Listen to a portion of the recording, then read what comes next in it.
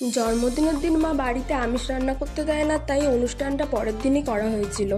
আমি রেডি হয়ে নিয়েছিলাম 12:30টার দিকে, আর ফ্রেন্ডসরা আসা শুরু করেছিল 1টার থেকে। 2টোর মধ্যে প্রায় সবাই ঢুকে গেছিলো। 4জন ফ্রেন্ড খুব লেট করেছিল, ওরা 3টে 3:30টার দিকে ঢোকে। সবাই আমার জন্য অনেক রকম গিফট নিয়ে এসেছিলো। ওরা বলছিল যে এখনই খুলে দেখ, এখনই খুলে দেখ কে কী দিয়েছে। সেগুলো তাই সবার সামনে একটু খুলে খুলে দেখছিলাম যে কে কী দিয়েছে। সবার গিফটগুলোই খুবই সুন্দর ছিল, আর আমি বেশিরভাগ ড্রেসই পেয়েছি, আর প্রত্যেকটা ড্রেসই খুবই সুন্দর ছিল। আর এখানে আমি জামা কাপড়গুলো নিয়ে ঢং করে করে একটু দেখছিলাম যে কোনটা আমার গায়ে কতটা ভালো লাগে।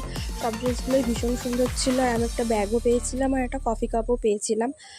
2:30টার দিকে কেক কাটিং হয়, আর আগের দিনের মতোই আজকেও ফোম দিয়ে আমাকে আর কেকটাকে খুব খারাপ অবস্থা করে দিয়েছিল।